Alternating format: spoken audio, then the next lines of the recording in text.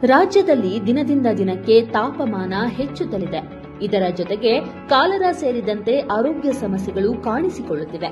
ಈ ಹಿನ್ನೆಲೆಯಲ್ಲಿ ಜನಸಾಮಾನ್ಯರು ಅಗತ್ಯ ಮುನ್ನೆಚ್ಚರಿಕೆ ಕ್ರಮಗಳನ್ನು ಪಾಲಿಸಿ ತಮ್ಮ ಆರೋಗ್ಯವನ್ನ ಕಾಪಾಡಿಕೊಳ್ಳಲು ಆದ್ಯತೆ ನೀಡಬೇಕಿದೆ. ಏನಿದು ಕಾಲರಾ ಕಾಯಿಲೆ? ಕಾಲರಾ ಒಂದು ಬ್ಯಾಕ್ಟೀರಿಯಾ ಸೋಂಕಾಗಿದ್ದು, ಕಲುಷಿತ ನೀರು ಮತ್ತು ಅನಾರೋಗ್ಯಕರ ಆಹಾರ ಸೇವನೆಯಿಂದ ಕಾಲರಾ ಕಾಣಿಸಿಕೊಳ್ಳಬಹುದು. ಪರಿಣಾಮ ವ್ಯಕ್ತಿಯ ದೇಹದಲ್ಲಿ ವಾಂತಿ, ಭೇದಿ, ನಿರ್ಜಲೀಕರಣ, ಅತಿಸಾರ ಉಂಟಾಗುತ್ತದೆ.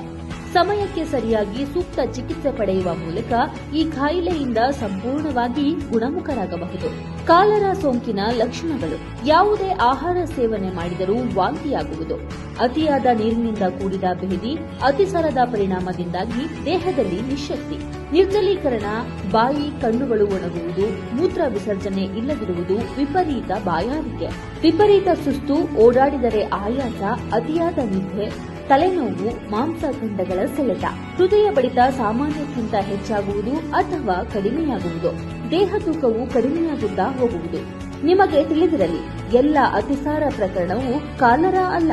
ಆದರೆ ಮುನ್ನೆಚ್ಚರಿಕೆಯ ಕ್ರಮವಾಗಿ ವೈದ್ಯರನ್ನ ಭೇಟಿ ಮಾಡಿ ನಿಮಗೆ ಎದುರಾಗುತ್ತಿರುವ ರೋಗ ಲಕ್ಷಣಗಳನ್ನು ವಿವರಿಸಿ ಸಲಹೆ ಮತ್ತು ಚಿಕಿತ್ಸೆಗಳನ್ನು ಪಡೆಯಿರಿ. ವೈದ್ಯರು ನಿಮ್ಮ ಮಲದ ಮಾದರಿಯನ್ನ ಪರೀಕ್ಷೆಗೆ ಒಳಪಡಿಸಿ ಕಾಲರಾ ಬ್ಯಾಕ್ಟೀರಿಯಾ ಇದೆಯೇ ಅಥವಾ ಇಲ್ಲವೇ ಎಂಬುದನ್ನು ನಿರ್ದಿಷ್ಟವಾಗಿ ತಿಳಿಸುತ್ತಾರೆ.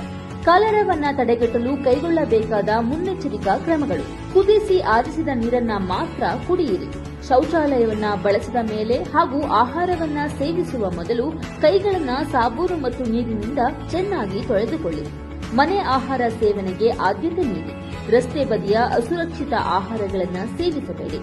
ದೇಹದಲ್ಲಿ ಬಳಲಿಕೆ ಕಂಡುಬಂದರೆ ORS, ಉಪ್ಪು ಬೆರೆಸಿದ ನೀರು, ನಿಂಬೆಪಾನಕ ಹೆಚ್ಚಿನ ಪ್ರಮಾಣದಲ್ಲಿ ನೀರು ಕುಡಿಯಿರಿ. ಆರೋಗ್ಯ ಇಲಾಖೆಯಿಂದ ತೀವ್ರ ನಿಗಾ. ಕಾಲರಾ ಹರಡದಂತೆ ಆರೋಗ್ಯ ಮತ್ತು ಕುಟುಂಬ ಕಲ್ಯಾಣ ಇಲಾಖೆಯು ನಿಗಾ ಇರಿಸಿದ್ದು, ರಾಜ್ಯದ ಜಿಲ್ಲಾ ಕೇಂದ್ರಗಳಲ್ಲೂ ಕಾಲರಾ ಅಂಕಿಅಂಶವನ್ನು ಕಲೆ ಹಾಕುತ್ತಿದೆ. ಕಾಲರಾ ಕುರಿತು ಆತಂಕ ಬೇಡ, ಆದರೆ ಎಚ್ಚರ ಇರಲಿ. ಸೂಕ್ತ ಮುನ್ನೆಚ್ಚರಿಕೆಯನ್ನ ವಹಿಸಿ. ಚಿಕಿತ್ಸೆ ಮತ್ತು ಹೆಚ್ಚಿನ ಮಾಹಿತಿಗಾಗಿ ಸಮೀಪದ ಆರೋಗ್ಯ ಕೇಂದ್ರಕ್ಕೆ ಭೇಟಿ ನೀಡಿ.